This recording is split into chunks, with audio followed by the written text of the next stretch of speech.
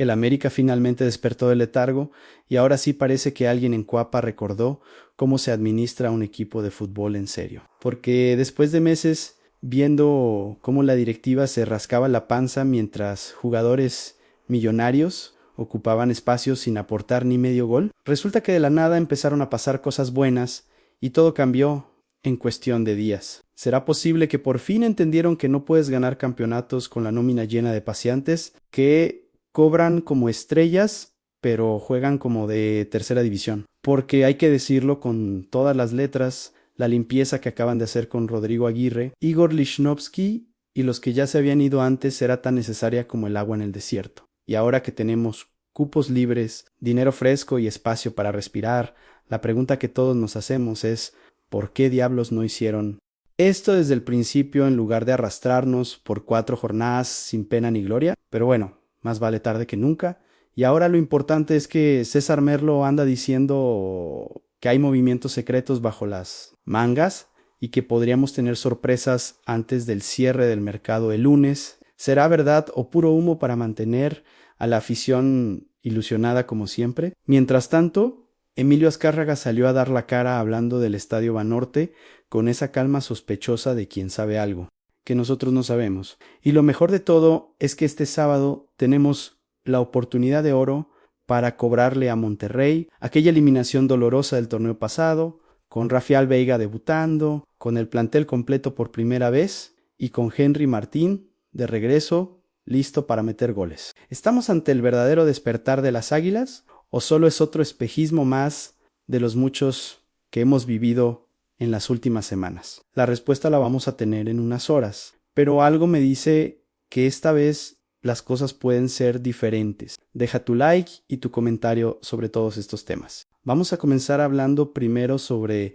la limpieza que por fin ejecutó el América y que honestamente ya era hora porque veníamos arrastrando jugadores que parecían fantasmas en Cuapa, cobraban fortunas, pero nunca aparecían cuando se les necesitaba. La salida de Rodrigo Aguirre a Tigres es de esas noticias agridulces que te dejan pensando cómo es posible que un tipo que nos dio el penal decisivo contra Cruz Azul en aquellas semifinales épicas de la Apertura 2024 termine su ciclo entre abucheos y señalamientos, pero la verdad es que el fútbol es así de cruel. Aquí no vives de las glorias del pasado, sino de lo que produces en el presente. Y el Búfalo llevaba prácticamente todo el 2025 en una sequía goleadora que te hacía preguntarte si en algún momento iba a volver a meter, aunque fuera un gol de chiripa. El América recibe entre $1,500,000 y $2,000,000 por su traspaso, que no es una millonada, pero tampoco está mal considerando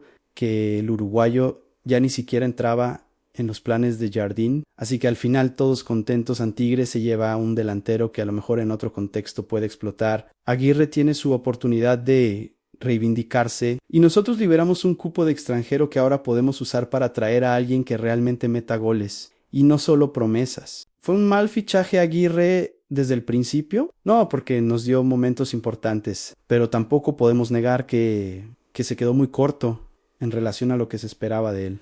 Ahora bien, si la salida del uruguayo fue importante, la de Igor Lichnowsky fue directamente un milagro que parecía imposible de concretar porque el chileno arrastraba un contrato millonario que según los datos andaba entre los 700,000 y el $1,000,000 anuales. Y lo peor es que todo ese dineral salía mes con mes de las arcas del club para pagarle a un tipo que ni siquiera estaba siendo convocado por Jardín.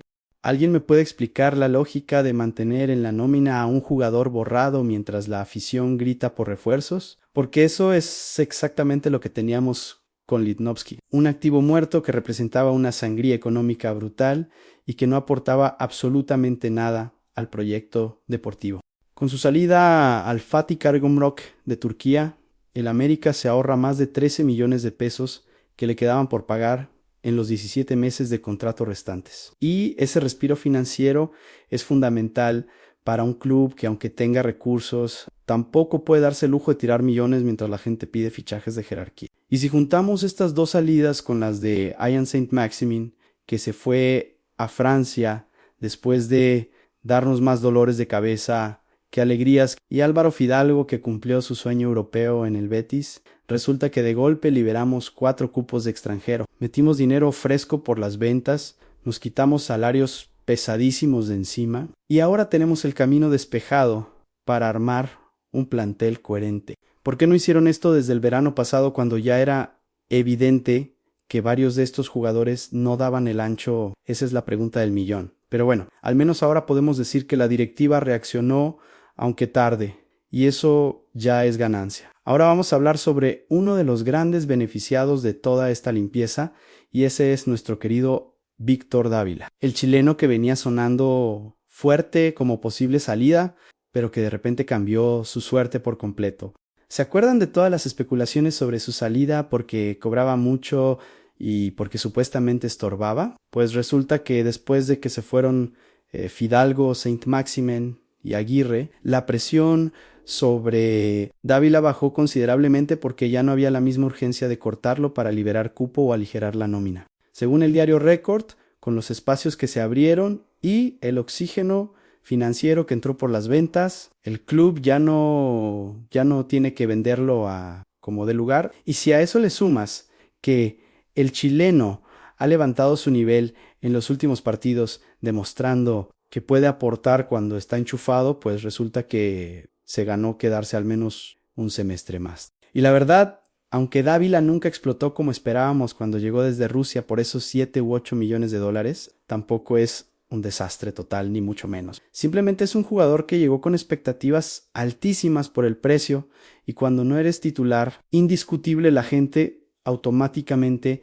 te pone la etiqueta de fracaso aunque tu aporte desde la banca sea decente. Es justo juzgarlo tan duramente cuando ni siquiera le han dado la continuidad necesaria para demostrar lo que puede hacer. Yo creo que no, y me parece bien que ahora tenga la oportunidad de quedarse sin esa espada de Damocles de la posible salida colgando sobre su cabeza todo el tiempo, porque a lo mejor con un poco más de tranquilidad y confianza el chileno puede mostrar ese fútbol que todos sabemos que tiene, pero que por alguna razón no termina de sacar con regularidad. Jardín nunca lo vio como la primera opción prescindible porque sabe que es un cambio confiable que puede entrar en el segundo tiempo a resolver situaciones complicadas, y ahora que las condiciones se alinearon, Dávila tiene su segunda oportunidad real de demostrar que merece estar en este plantel. ¿La aprovechará o volveremos a tener las mismas discusiones en 6 meses? El tiempo lo dirá, pero al menos ahora tiene el escenario para hacerlo sin el ruido constante del mercado.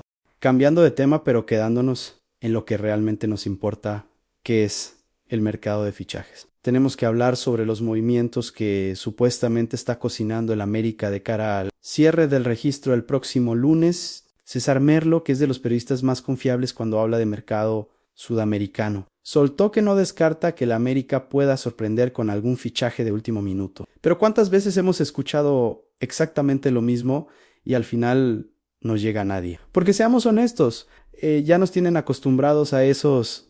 Hay movimientos bajo la mesa que terminan siendo puro humo para mantener a la afición ilusionada mientras se cierra la ventana sin que pase nada. Merlo mencionó el nombre de Nicolás Ibáñez de Tigres como posibilidad, pero él mismo aclaró que por ahora está frío, porque no hay diálogo entre clubes ni conversaciones con el jugador. Entonces, ¿para qué lo mencionas si no hay nada concreto? Pero, lo que sí confirmó el argentino es que en Cuapa le aseguraron que el América se está moviendo y que no van a traer jugadores de relleno solo por traer, sino que si llega alguien tiene que aportar algo diferente, y esa postura al menos suena sensata después de tantos fichajes rimbombantes que llegaron a puro flash y después no rindieron nada. Los nombres están guardados bajo 7 llaves, según Merlo, lo cual suena muy misterioso y todo, pero ¿será verdad o solo están comprando tiempo mientras buscan desesperadamente opciones de último minuto? La verdad prefiero que no traigan a nadie antes de que repitan el error de fichar por fichar solo para calmar a la afición, porque ya vimos lo que pasa cuando traes jugadores sin pensarlo bien y después te quedas atorado con contratos que no puedes mover. Por otro lado está el tema de Emiliano Gómez del Puebla, un delantero uruguayo que Jardine supuestamente viene siguiendo desde hace meses, solo que ahora resulta que Santos y Fluminense de Brasil también lo quieren y eso complica todo porque genera una subasta que puede encarecer la operación más allá de lo razonable. El América ya ofreció 3 millones de dólares que Puebla rechazó pidiendo la cláusula completa. Y ahí está el dilema, ¿vale la pena meterse en una guerra de ofertas por un jugador que viene del fútbol mexicano o mejor buscar opciones en el mercado internacional que cuesten lo mismo o menos? Porque una cosa es pagar bien por un jugador que realmente vale la pena y otra muy distinta es dejarte llevar por el calentón del mercado y terminar sobrepagando solo porque otros equipos también lo quieren. Yo creo que Gómez es buen jugador y que le vendría bien al América, pero si Puebla se pone necio con el precio, mejor buscar por otro lado y no caer en la trampa de pagar fortunas que después no se justifican.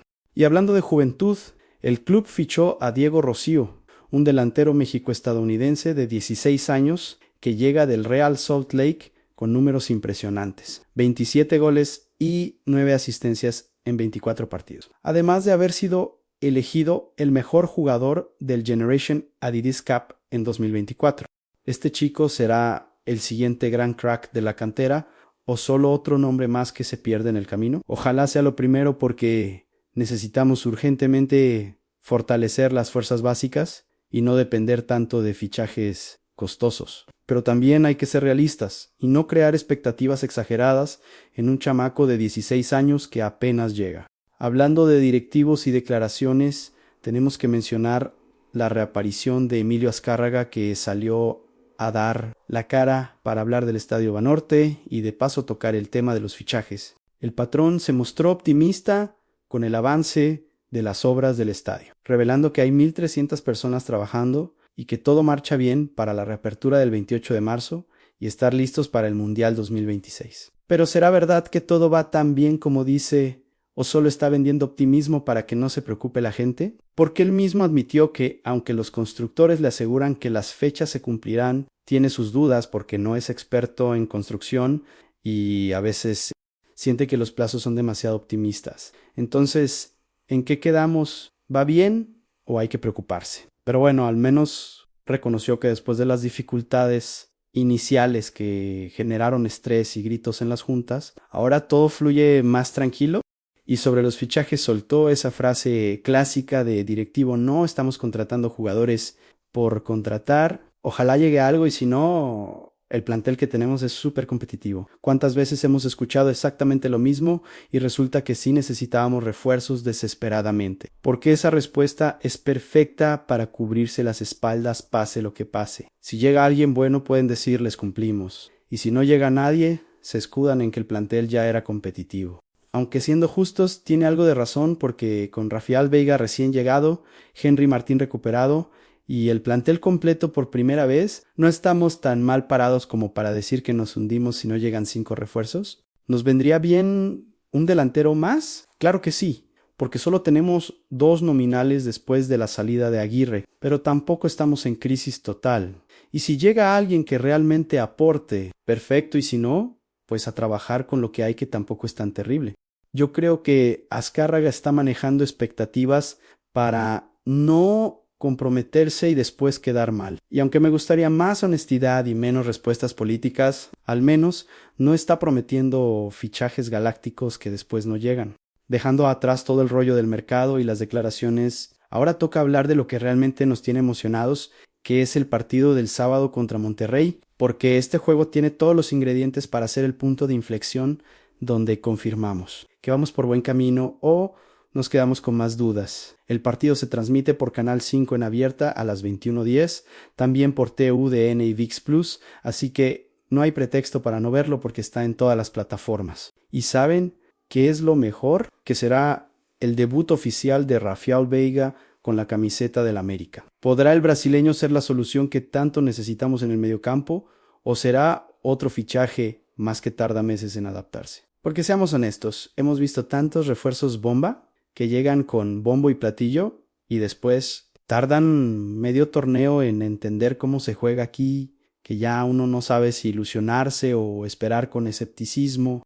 Pero bueno, Jardín probablemente le dé minutos ya sea desde el arranque o en el segundo tiempo, para que vayas sintiendo el ritmo y esperemos que el brasileño aproveche la oportunidad para demostrar que realmente puede marcar diferencia.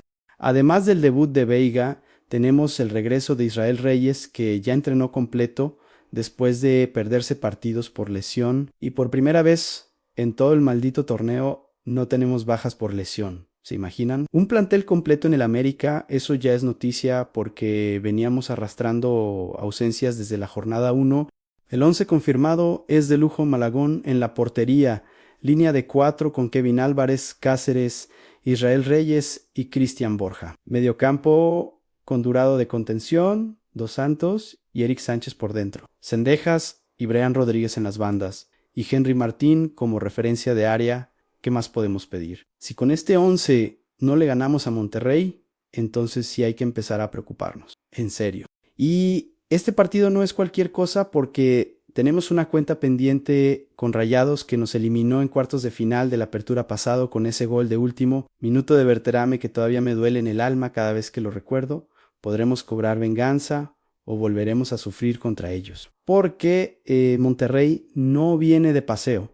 Tiene jugadores como Sergio Canales, Olivet, Tojis, Anthony Marshall y Jesús Corona que pueden hacerte daño en cualquier momento, así que nada de confiarnos pensando que va a ser fácil. Yo creo que si le ganamos bien, con autoridad y buen fútbol, el mensaje será contundente para toda la liga de que este América está para cosas grandes. Pero si tropezamos o jugamos mal, las dudas van a regresar y volveremos al debate eterno de si realmente tenemos equipo para campeón o solo para la foto. Para cerrar este recorrido por todas las noticias del América, quiero hablar sobre algo que me pareció realmente hermoso y que demuestra que nuestra afición tiene memoria y corazón. Y es la reacción que hubo cuando se confirmó la salida de Igor Lichnowsky. El club lo despidió con un comunicado agradeciéndole por todo. Y lo que me sorprendió gratamente fue que la mayoría de los comentarios fueron de agradecimiento sincero en lugar de los insultos que muchos esperaban. ¿Por qué? Porque seamos honestos, Lichnowsky en los últimos meses fue uno de los más señalados por su pésimo rendimiento y porque cobraba millones sin jugar. Y hubiera sido facilísimo despedirlo entre abucheos y críticas. Pero la gente tiene memoria y no olvidó que el chileno fue pieza fundamental en el bicampeonato y tricampeonato que formó una dupla increíble con Cáceres en la defensa central y que nos dio muchas alegrías cuando estaba en su mejor nivel. Mensajes como gracias Igor, fuiste muy importante en el tricampeonato y siempre te recordaremos como pieza clave del bicampeonato. Se repitieron por docenas y ¿saben qué? Eso me llena de orgullo porque demuestra que no somos de esas aficiones que solo saben destruir a sus jugadores. Sabemos reconocer cuando alguien dio todo, aunque al final las cosas no salieran como esperábamos. Y eso habla de madurez emocional que no todas las aficiones tienen. ¿Lichnowsky debió salir antes? Probablemente sí, pero eso no borra lo que hizo cuando era figura indiscutible y nos ayudaba a ganar títulos. Yo creo que esta reacción es lo que nos hace diferentes, porque entendemos que el fútbol es así. Hay momentos de gloria, hay momentos difíciles, pero al final lo que queda son los recuerdos de esos partidos donde fue muro infranqueable y parte fundamental de una etapa histórica que ninguno de nosotros va a olvidar. El chileno se va con la frente en alto sabiendo que durante un tiempo fue héroe en el club más grande de México. Y nosotros nos quedamos con el agradecimiento por esos momentos, aunque al final todo terminara de manera poco ideal.